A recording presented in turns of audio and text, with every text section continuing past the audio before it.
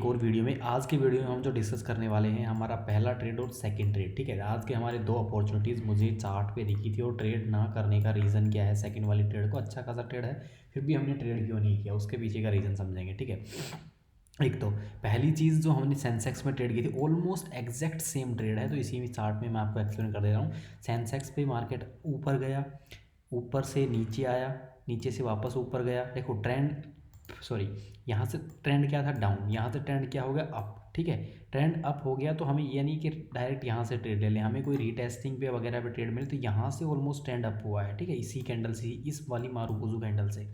ठीक है, तो अब मार्केट ने जैसे ये बड़ी कैंडल बनाई, बड़ी कैंडल के अंदर ये मदर बेबी, यहाँ से हमने ट्रेड लिया था सेंसेक्स में ही।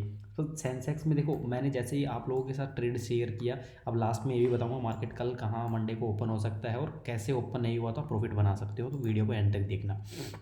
अब देखो मार्केट ने यहाँ से, अगर ये सेम ट्रेड हम बैंक निफ्टी में कर लेते, अगर मैं खुद की बात कर रहा हूँ, आप लोगों ने ट्रेड बनाया है तो सेंसेक्स में भी प्रॉफिट बनाया होगा अच्छा खासा।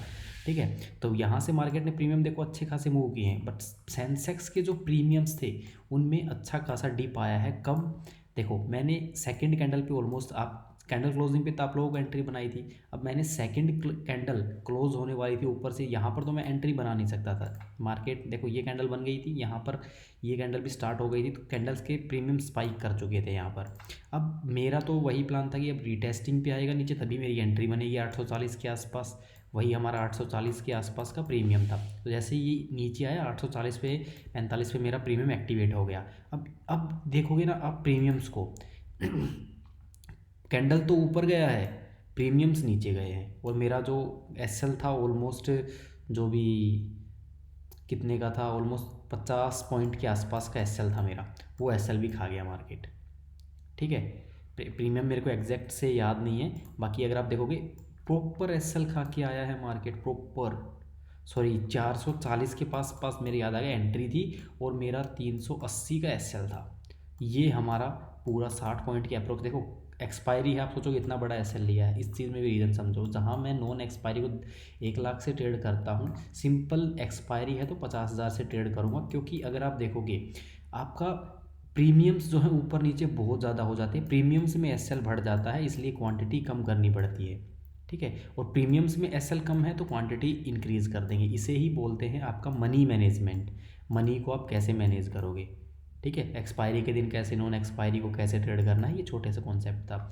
अगर यहाँ पर देखो कंटिन्यूस मार्केट सेम चार्ट वहाँ पर आप लोगों को दिख जाएगा, अगर हम यहाँ पर एंट्री बनाते तो अच्छी खासी एंट्री बनती है और हमारा वही 10-15% का ईजी रिटर्न निकल के आता इस वाली ट्रेड से। आप अभी तो जाके देख लेना चार्ट पे, आपको सब कुछ दिखेगा। यहाँ पर अगर आपने एंट्री बनाई है, सेकंड कैंडल पे मिस भी हो गया तो रीटेस्ट पे भी आपकी एंट्री इसी कैंडल की प्रीमियम पे मिली है, नीचे ही मिली है। ठीक है, सेकंड कैंडल पे भी ऑलमोस्ट आप एंट्री प्लान करते। देखो एंट्री कब बनती है, कैंडल क्लोज होते ही प्रीमियम है 100 का। ठीक है, कैंडल क्लोज हुई है 100 के, प्रीमियम है, हमें 100 पे ही बाई करना है, या तो वो रिटेस्ट पे हमें 100 पे बाई करा दे। एसएल हमारा 80 का लगा लो, ये कैंडल, इस कैंडल का लो लिया है और इसका एसएल 80 पे है, तो यहाँ पर हमने एसएल लगा लिया, 100 पे हमारी एंट्री बननी चाहिए। अब हमें 100 पे एंट्री नहीं मिली तो हम क्या करेंगे, मार्केट रिटेस्ट करने आए तो वापस 100 पे प्रीमियम मिल जाए तो हम बाई कर लेंगे, यही सिंपल कॉन्सेप्ट होता है ना। अब मार्केट यहाँ से 100 पे बाई करना था, मार्केट ने चला गया 110। ठीक है, 110 चला गया मार्केट, अब वापस आया, वापस ये 99 98 आ गया, हमने 100 का अपना लिमिट ऑर्डर लगा दिया। अगर मार्केट आता है तो हमारा लिमिट ऑर्डर एग्जीक्यूट हो जाएगा। अगर प्रीमियम अच्छा ही खासा इंक्रीज़ हो गया, 15-20% इंक्रीज़ हो गया, 115 120 हो गया, ये एग्जांपल के लिए मैंने बताया है। ठीक है, थोड़ा बहुत इंक्रीज़ हो गया, आपको लिमिट ऑर्डर पे उसी प्राइस पे लेना है, 100 पे ही लेना है, तो वेट कर लो, रीटेस्टिंग पे आता है सेकंड कैंडल में, मोस्ट ऑफ द टाइम आ ही जाता है मार्केट, आप उसी प्रीमियम पे अपना ऐड करो, अगर नहीं मिलता है तो अवॉइड करो, सीधी सी बात है। ठीक है, अब मार्केट ने हमारा प्रीमियम बैंक निफ्टी में भी दे दिया, प्रीमियम एंट्री का, जाके देखना चार्ट, कोई भी कॉल का पुट का अपना प्रीमियम उठा के देख लेना, प्रॉपर आपका दोबारा एंट्री कराई है, एंट्री करने के बाद सीधा सीधा ऑलमोस्ट 15% का रिटर्न दिया है।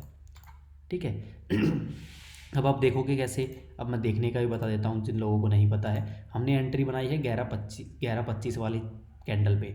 अब कोई भी प्रीमियम बैंक निफ्टी का कॉल का कोई भी प्रीमियम उठा के देख लेना, 11.25 से 11.30 वाली जो कैंडल है कितने पे क्लोज हुई है, ठीक है, उसका एसएल हमारा उसी कैंडल के लो का रहेगा, उसी कैंडल का 10.25 वाली ही कैंडल के लो का रहेगा, और टारगेट कितना मिला, कितना गया है मार्केट, बिल्कुल सिंपल कॉन्सेप्ट है, ठीक है। तो अच्छा खासा इस ट्रेड में भी हमारा बैंक निफ्टी में ट्रेड में अच्छा खासा रिटर्न निकला है, और सेंसेक्स के चार्ट भी चेकआउट कर सकते हो।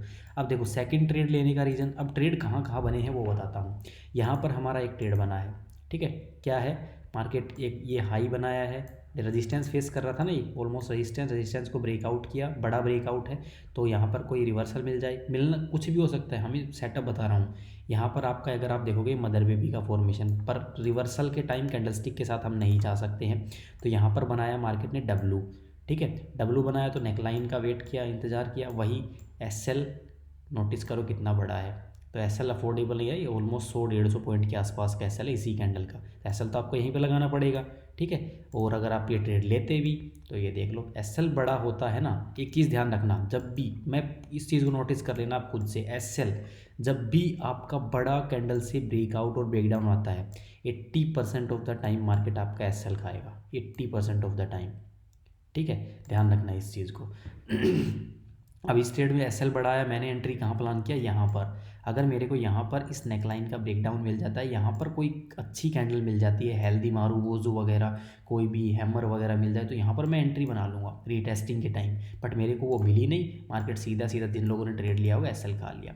अब एक और चीज़ देखोगे, मार्केट वापस इसी हाई को ब्रेकआउट किया है और ऊपर वही मदर बेबी, बट कोई कंफर्मेशन नहीं, तो नो ट्रेड। अब मार्केट वापस क्या करता है, नीचे आ जाता है, ठीक है, यहाँ पर ये जो ऑलमोस्ट ये नेकलाइन लगा लो, ये ट्रेंड लाइन लगा लो, ठीक है। अब यहाँ पर मार्केट फॉल करके आ गया नीचे, कोई इश्यू नहीं है, हमारा कहीं भी ट्रेड नहीं बनता है, ठीक है। अब मार्केट इस लेवल पे रीटेस्ट करता है, रीटेस्ट करने थोड़ा सा ऊपर आता है, फिर नीचे आता है, कोई यहाँ पर ना कोई सपोर्ट एरिया है, कुछ भी नहीं है, तो यहाँ पर वैसे ही एंट्री नहीं, गिरने दो और गिरने दो।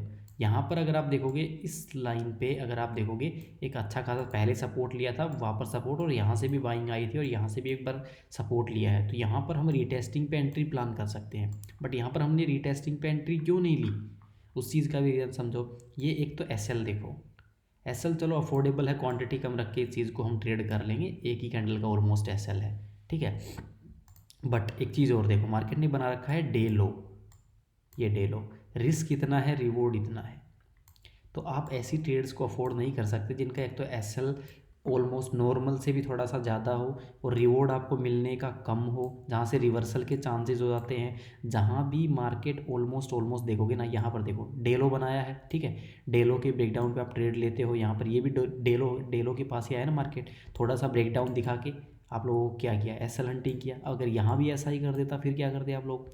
ये छोटे छोटे कॉन्सेप्ट हैं जो कि आपको बचाते हैं गलत ट्रेड से, भले ही आज इसने टारगेट दिया है अच्छा खासा, बट आपको risk reward, risk management, money management आपको देख के ही एक ट्रेड को एक्टिव करना होता है। अगर मैं यहाँ पर ट्रेड ले लेता आज, मेरा प्रॉफिट हो जाता, ठीक है, अच्छा खासा मेरे को 20-30% मिल जाता, बट कल को अगर यही चीज़ मेरे एसएल खाती फिर मैं क्या करता, फिर वापस से मेरे को तो आदत पड़ गई नहीं ये चीज़ ट्रेड करने की, अब मेरे को पता है उन चीज़ों को मैं ट्रेड कैसे कर सकता हूँ। मैं ये, अगर आप इतने टाइम से मार्केट को देख रहे हो तो मार्केट को देख के इतना भी पता लग जाता है कि मार्केट क्या कर सकता है। अगर वो चीज़ नहीं कर रहा है तो अवॉइड कर दो, आपके अकॉर्डिंग मार्केट नहीं चल रहा है, आपके प्रिडिक्शन के अकॉर्डिंग मार्केट नहीं चल रहा है, तो आपको कुछ नहीं करना है, अवॉइड करना है मार्केट को। अब देखो, अब मंडे का भी थोड़ा डिस्कशन कर लेते हैं, मंडे को मार्केट कैसे, मेरे हिसाब से ये वैल्यू फॉर मनी ट्रेड नहीं था तो मैंने नहीं किया। अब जो मंडे को मार्केट कैसे बिहेव कर सकता है, देखो चांसेस क्या है मार्केट के पॉजिटिव ओपन होने के, कहीं भी ओपन हो जाए, यहाँ ओपन हो जाए, यहाँ ओपन हो जाए, चाहे यहीं ओपन हो जाए, यहाँ ओपन हो जाए, ठीक है, चांसेस हैं पॉजिटिव लाइन में ओपन होने के।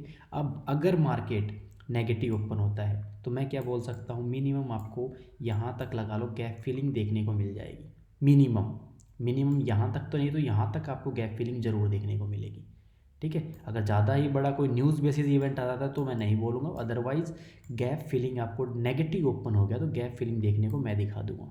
ये छोटा सा कॉन्सेप्ट, अगर यहाँ पे आपको कहीं भी नेगेटिव यहाँ ओपन हो जाए, नीचे कहीं ओपन हो जाए, तो कोई भी एक कैंडलस्टिक कन्फर्मेशन पकड़ के ट्रेड कर लेना, कोई भी एक स्ट्रॉन्ग कैंडल पकड़ के ट्रेड कर लेना, एक एसएल प्रॉपर लेके ट्रेड कर लेना, बस आपको प्रॉपर टारगेट देता मैं दिखा दूंगा मार्केट। अगर नेगेटिव ओपन होता है, पॉजिटिव ओपन होता है तो मार्केट कुछ भी कर सकता है, उस केस में मैं आपके फिर हम प्राइस एक्शन फाइंड आउट करेंगे क्या मार्केट का बिहेवियर रहता है।